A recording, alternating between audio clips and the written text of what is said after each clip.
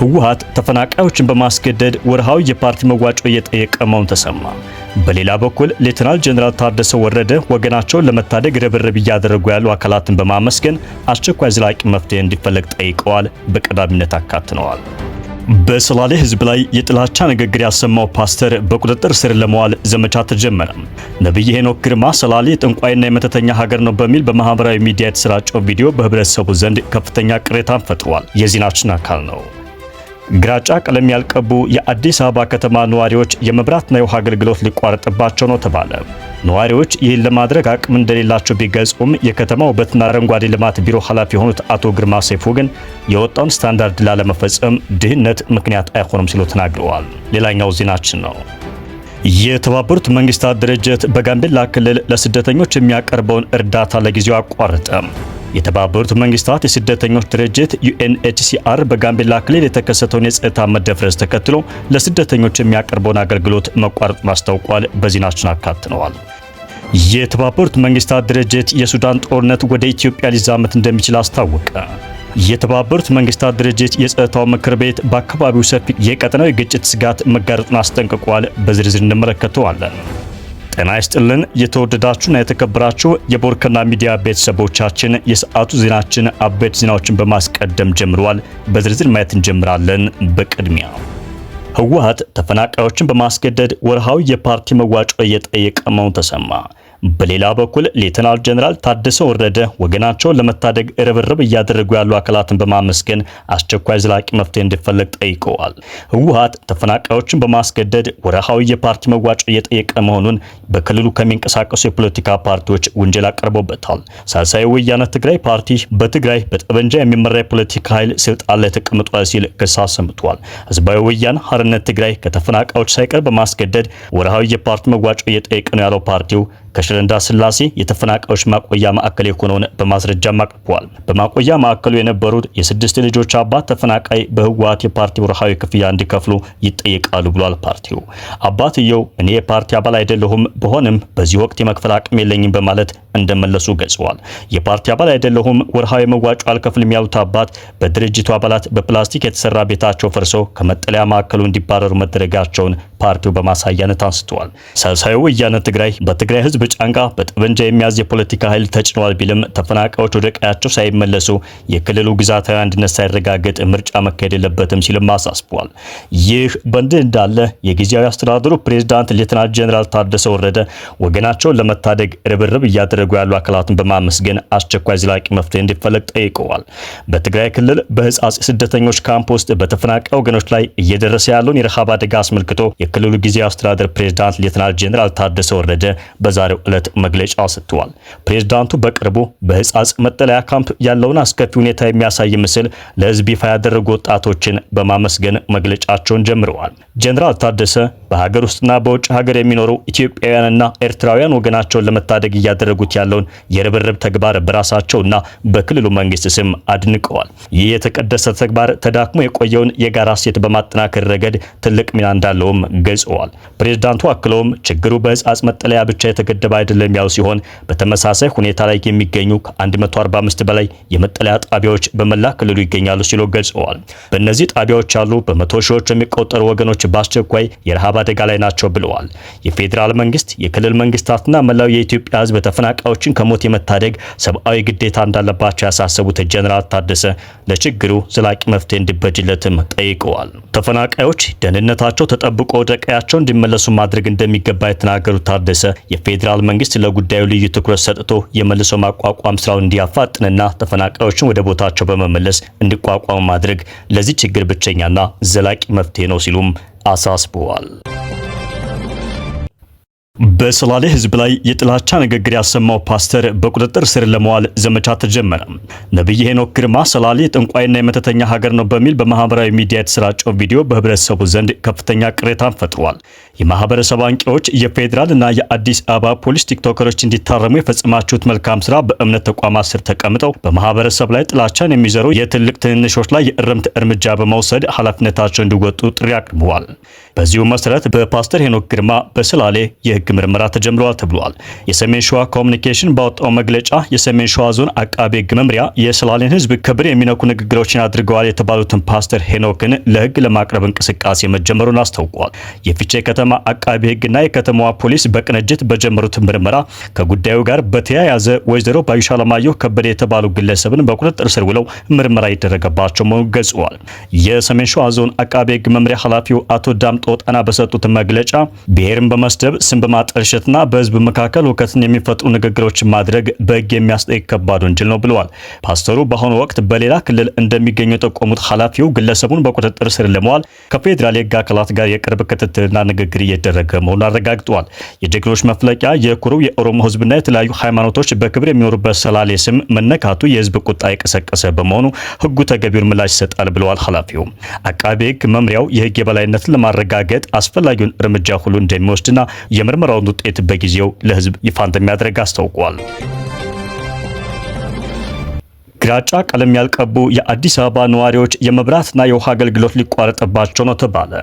ነዋሪዎች ይህን ለማድረግ አቅም እንደሌላቸው ቢገልጹም የከተማዋ ውበትና አረንጓዴ ልማት ቢሮ ኃላፊ የሆኑት አቶ ግርማ ሰይፉ ግን የወጣውን ስታንዳርድ ላለመፈጸም ድህነት ምክንያት አይሆንም ሲሉ ተናግረዋል። የቤታቸውን አጥር ያላደሱና ግራጫ ቀለም ያልቀቡ የአዲስ አበባ ነዋሪዎች የመብራትና የውሃ አገልግሎት አታገኙ መባላቸውን ተናግረዋል። በከተማዋ የመኖሪያ ቤታቸውን አጥር ግራጫ ቀለም ያልቀቡ፣ አምፖል ያልሰቀሉ እንዲሁም በአካባቢያቸው የደህንነት ካሜራ ያልገጠሙ ነዋሪዎች የመብራትና የውሃ አገልግሎት አታገኙ ተብለናል ሲሉ ገልጸዋል። ነዋሪዎቹ ከሚኖሩበት ቀበሌ በመጡ የመንግስት ኃላፊዎች በሀገር ደረጃ እየተሰራ ካለ የኮሪደር ልማት ጋር ተያይዞ ነዋሪዎች አካባቢያቸውን ማስዋብ አለባቸው የሚል መመሪያ እንደተሰጣቸው ቦርከና ከነዋሪዎች ከደረሰው ጥቆማ ማወቅ ችሏል። በየአካባቢው ዋና ዋና ቦታዎች ላይ ይሰቀላል የተባለው የደህንነት ካሜራው ያስፈለገው በከተማዋ ነዋሪዎች ዘንድ በተደጋጋሚ የሚነሳ የደህንነት ጥያቄ በመኖሩ ምክንያት እንደሆነ ተገልጿል። ነዋሪዎቹ ሁሉም የመኖሪያ ቤቶች አጥር በተመሳሳይ መልኩ ግራጫ ቀለም መቀባት እንዳለባቸው የተገለጸ ሲሆን ከዚህ የተለየ ቀለም መጠቀም እንደሌለባቸውም በማስጠንቀቂያ መልኩ ተነግሮናል ብለዋል። ይህን መመሪያ በፍጥነት ያልተገበረ ነዋሪ ለቅጣት እንደሚዳረግ የከተማዋ አመራሮች መናገራቸው ሰምቷል። ቅጣቱ የሚፈጸመው ነዋሪዎቹ መንደራቸውን የማስዋብ ስራ ማከናወናቸውን በድጋሚ ከተፈተሸ በኋላ መሆኑ ተገልጿል። ይህን ያላከናወነ ግለሰብ እንደ መብራትና ውሃ ያሉ መሰረታዊ ልማቶች ይቋረጥበታል መባሉን ነዋሪዎቹ ጠቁመዋል። በኮልፌ ቀራኒዮ ክፍለ ከተማ ዘነበ ወርቅ በተሰኘው አካባቢ የሚኖሩት ነዋሪዎች በ3 ቀናት ውስጥ የመኖሪያ ቤት አጥራቸውን በድጋሚ ገንብተው ግራጫ ቀለም እንዲቀቡና የውጭ አምፖል በፍጥነት እንዲሰቅሉ ማሳሰቢያ እንደተሰጣቸው አስረድተዋል።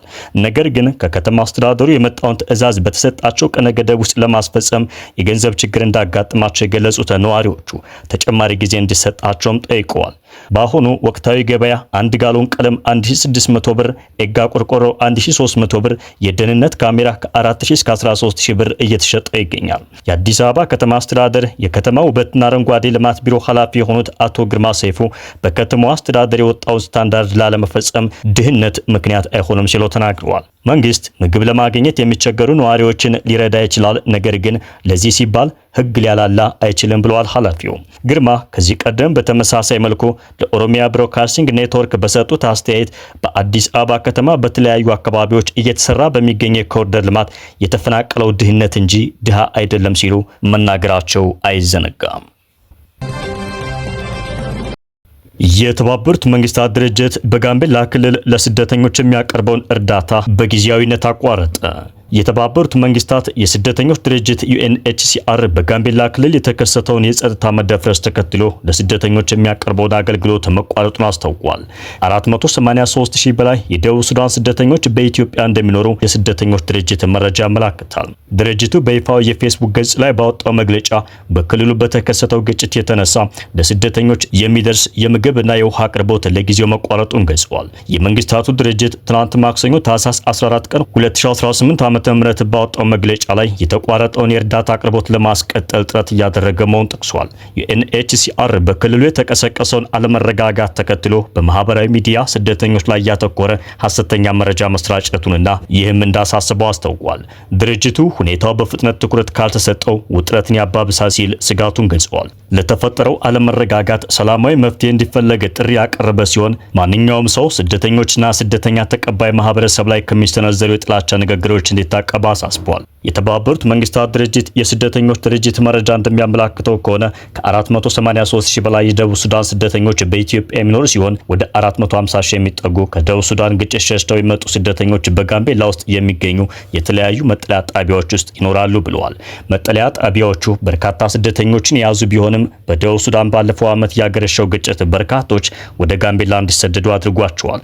በጥቅምት ወር በደቡብ ሱዳን የሚገኘው የተባበሩት መንግስታት የሰብአዊ መብት ኮሚሽን በሀገሪቱ በታጠቁ ኃይሎች መካከል የተከሰቱ ግጭቶች፣ የፖለቲካ እስርና የሰብአዊ መብት ረገጣዎች ከቅርብ ወራት ወዲህ መጨመራቸውን ገልጸዋል። የግጭቱ መባባስ የጀመረው ባለፈው ዓመት መጋቢት ወር የፕሬዝዳንት ሳልቫኪር ማያርዲት መንግስት ምክትል ፕሬዝዳንት ሪክ ማቻርን በቁጥጥር ስር በዋለበት ወቅት ነው። ማያርዲት ከምክትል ፕሬዝዳንቱ በተጨማሪ ሌሎች ባለስልጣናትን ከኃላፊነት በማንሳትና የሀገሪቱን ጉምቱ ፖለቲከኞችን በማሰር ያልተጠበቀ እርምጃ ወስደዋል።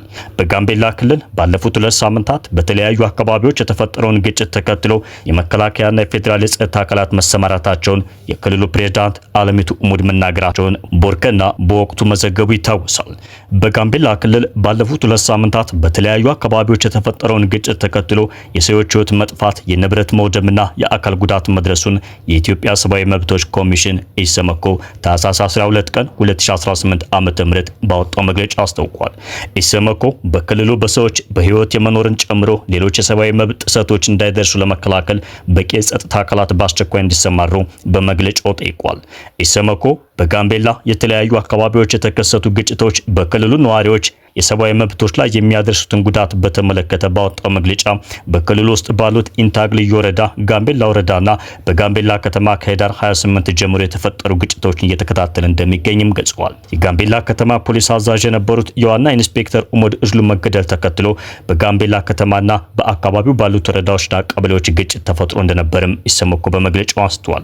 ኮሚሽኑ በጋምቤላ ክልል የተለያዩ አካባቢዎች የተፈጠረውን ግጭትና የጸጥታ መደፍረስ ተከትሎ የሰዎች ህይወት መጥፋቱን፣ የአካል ጉዳት መድረሱን፣ የሰዎችና የመጓጓዣ አማራጮች እንቅስቃሴ የሚገድብ የሰዓት እላፊ በክልሉ መንግስት መጣሉን፣ ባንኮችና የመንግስት መስሪያ ቤቶችን ጨምሮ በርካታ አገልግሎት ሰጪ ተቋማት አገልግሎት ማቋረጣቸውን ገልጸዋል። የኢሰመኮ ዋና ኮሚሽነር ብርሃኑ አዴሎ በመግለጫው ላይ በጋምቤላ ክልል የሚከሰቱ ግጭቶችና የሰላም መደፍረሶች በክልሉ ያለውን የሰብአዊ መብቶች ሁኔታ ለማሻሻል የሚደረጉ ጥረቶችንና እርምጃዎችን እየተፈታተኑ ነው ሲሉ አስጠንቅቀዋል።